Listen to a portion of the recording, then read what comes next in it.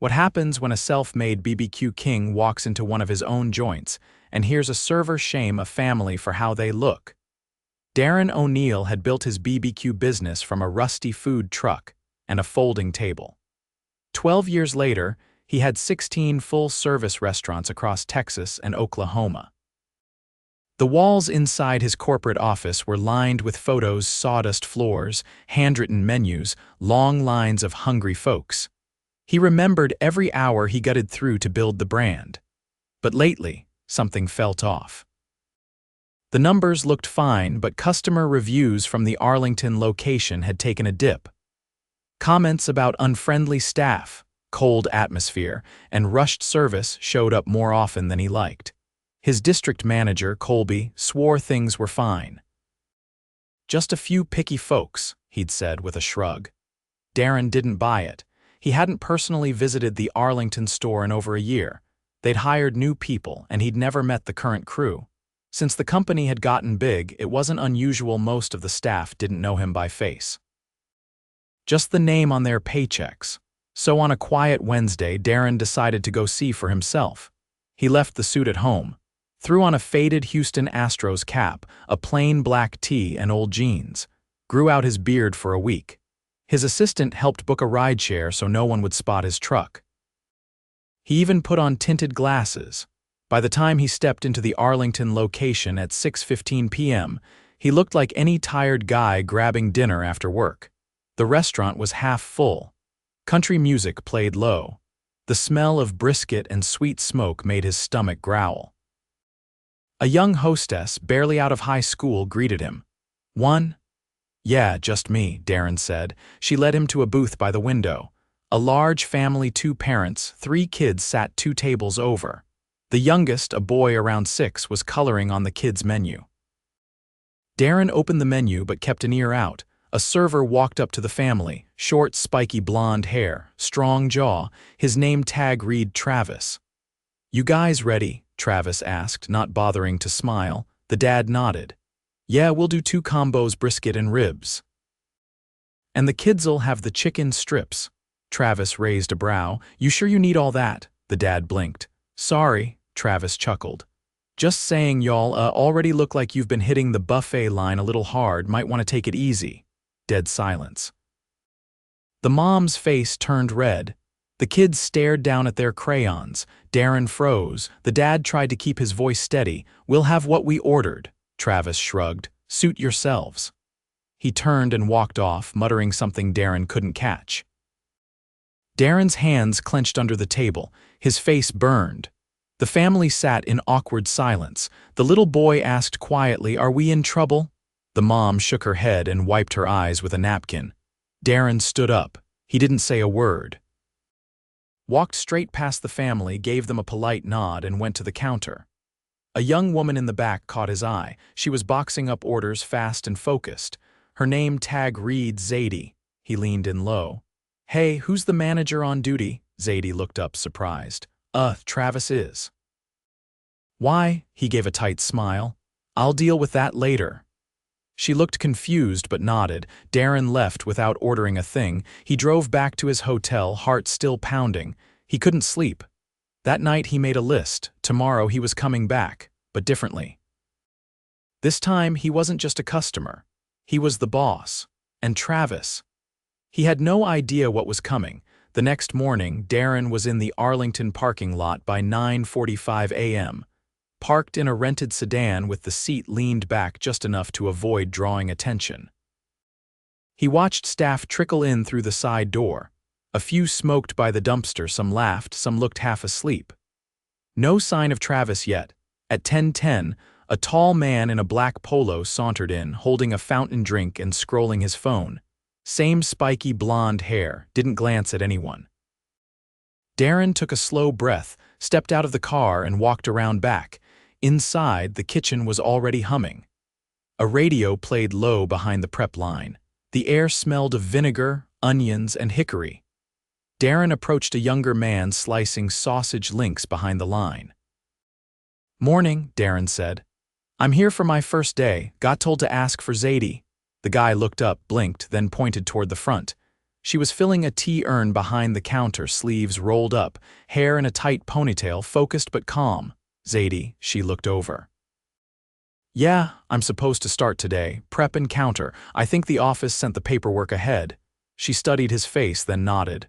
"Right, yeah, they mentioned someone, didn't get your name though." "Devin," he said. "Devin Miles." She handed him an apron.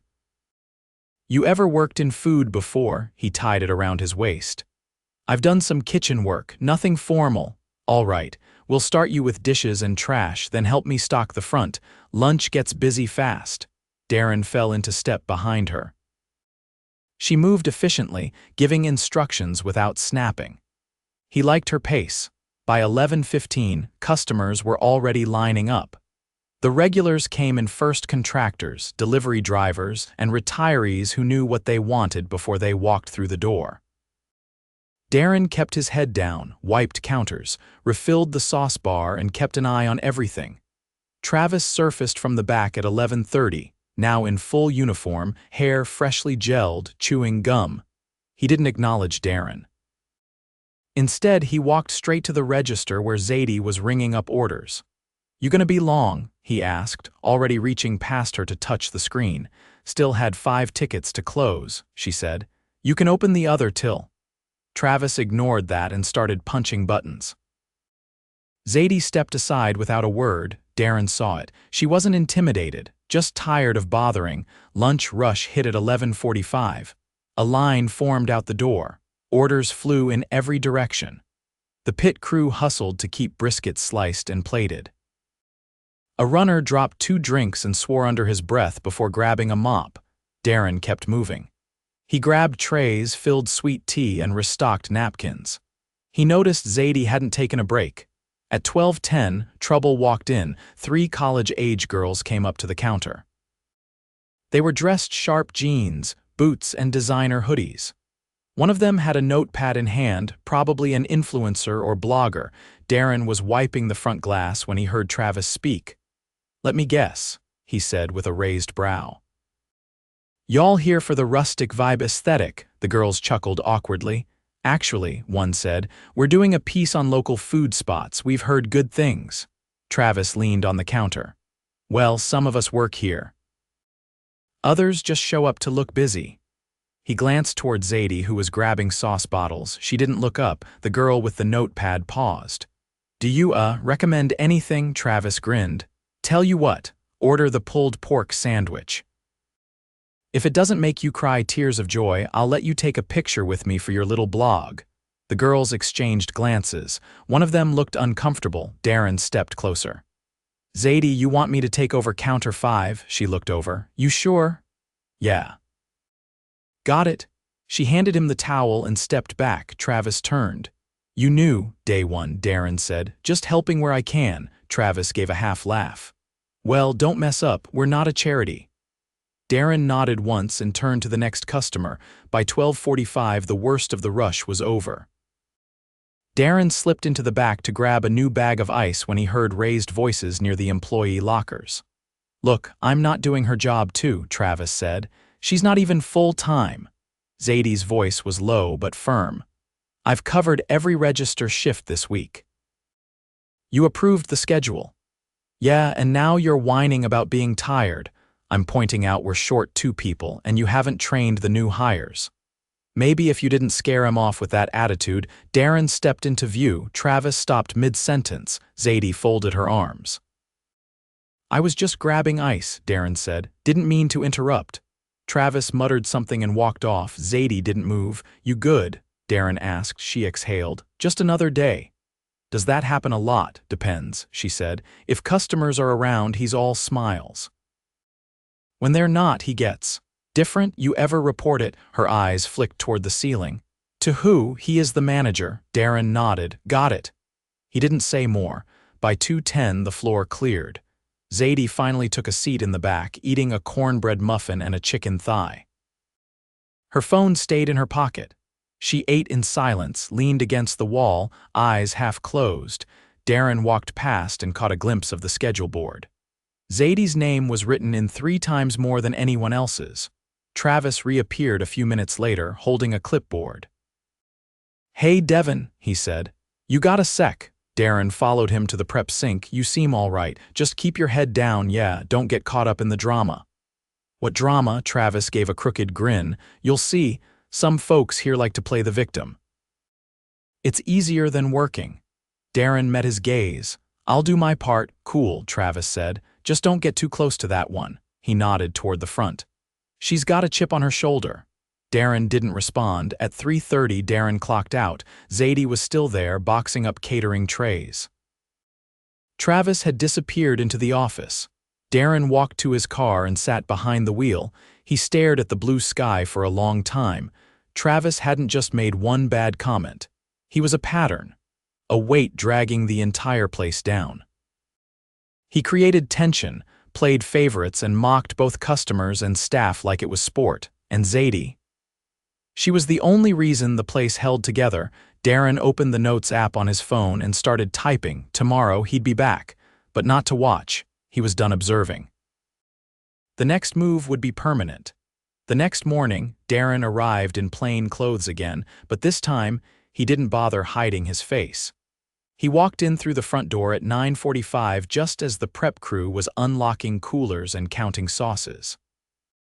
Zadie was leaning over a clipboard, cross-checking inventory against the delivery sheet. Her eyes flicked up when she saw him, and she did a slight double take. "Morning," she said. "Morning. You got a minute?" She set the clipboard down. "Sure." They stepped aside near the dry goods rack. "I'm not Devin," he said. "My name's Darren O'Neal. I own this place." Zadie didn't blink. She just exhaled slowly and said, "That explains a lot. You've been holding this place together. I saw it the minute I stepped in." She folded her arms. "That's not hard when no one else is trying.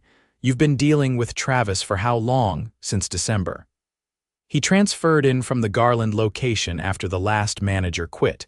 We lost 3 people in his first month, 2 more the next. He blames everyone else, but it's him. Customers notice, staff burns out, and I've been covering shifts because no one else stays." Darren nodded once. "Where is he now?" "Office. He usually stays in there until lunch unless someone calls for him." "Can you get him for me?" She didn't ask any questions. Just turned and walked toward the back. Darren stepped into the main dining area and waited near the register. A few early customers were starting to drift in, mostly regulars grabbing coffee or waiting for takeout. Travis came out a minute later, still holding his phone, a Bluetooth earpiece in his right ear. "I hear we've got some corporate guy here," he said, eyes scanning the room. Darren looked him in the eye. Travis stopped walking. "You remember that family you insulted 2 nights ago?" Darren said, voice low and steady. Travis blinked. "What? You commented on what they ordered, on how they looked." I didn't mean anything by it, just a joke, man. People know I joke around." "No, they don't." "That boy thought they were in trouble. You humiliated his entire family over dinner, and that's not the only thing. You've made staff miserable. You've run off good people. You've been dismissive, inappropriate, and lazy. I saw it all with my own eyes." Travis shifted his weight. "Look, I didn't know who you were. You shouldn't need to. That's the problem." Travis glanced at Zadie, who stood near the coffee machine, arms crossed, watching silently. "You're done here," Darren said. "Effective immediately. Go clean out your locker. I'll have payroll cut your final check by tomorrow." Travis opened his mouth, then shut it. He turned without a word and disappeared into the back. Darren turned to Zadie. "How soon can you get someone to cover the rest of today? I'll call Brianna. She's part-time, but she said she'd pick up more hours if we needed, and I can close. You'll be paid extra for all of it, and we're bringing in help.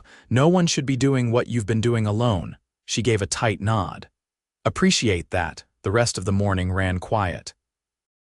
Darren stayed out front, helping where he could, refilling coffee urns, wiping down window sills, talking to customers. He made a point to speak to every person who walked in, listening to what they liked, what they didn't. Most had strong opinions, and he welcomed them. By midday, Brianna arrived. She was a sharp-eyed woman in her early 20s with a clear voice and confident step. She picked up the register like she'd never missed a shift. Zadie moved to the back to handle prep, and for the first time, the kitchen ran without tension. At one point, Darren stepped into the office Travis had claimed as his own.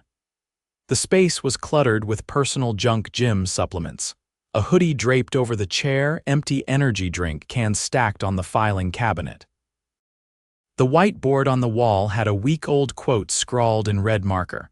"Leadership is about power, use it." Darren erased it. He opened the drawer, found the shift logs, and flipped through them. Pages were missing, notes were vague. Complaints from staff were scribbled in pencil and never followed up on. He took out his phone and snapped photos of everything. By late afternoon, the place had settled into a rhythm. The dinner prep began at 4, and the early evening crowd started trickling in by 5. Word of Travis being gone had already spread. No one asked questions. The weight in the air had lifted. Around 5:30, Darren saw something that made him stop mid-step.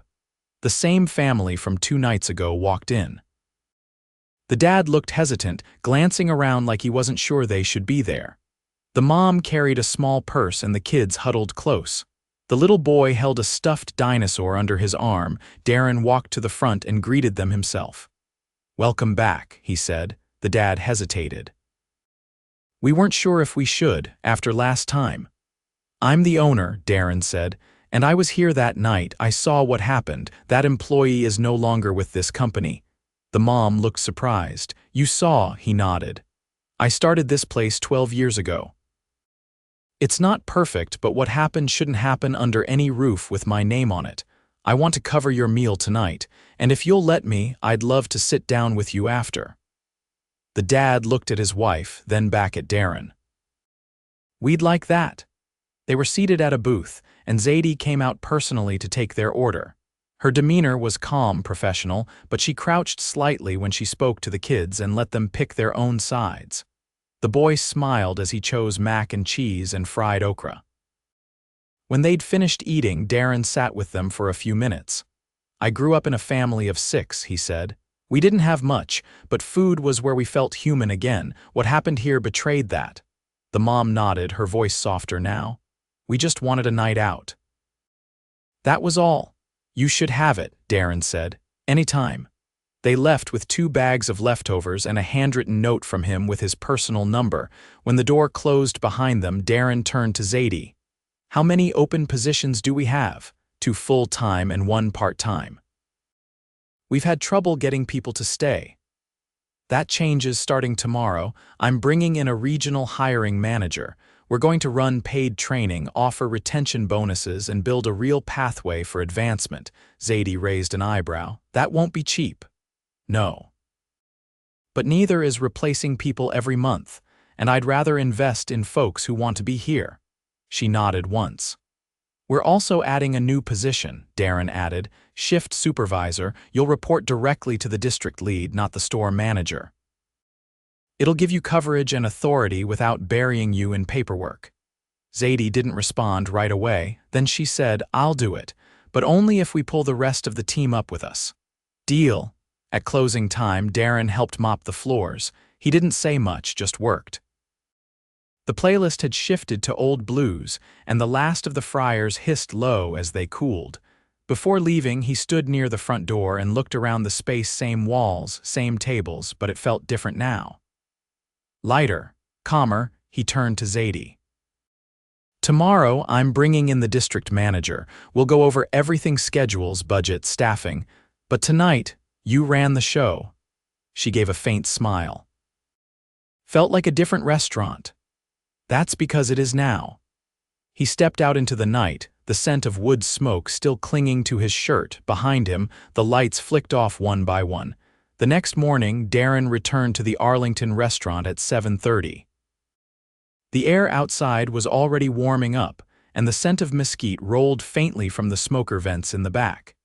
He unlocked the front door himself and stepped into the quiet, dim space.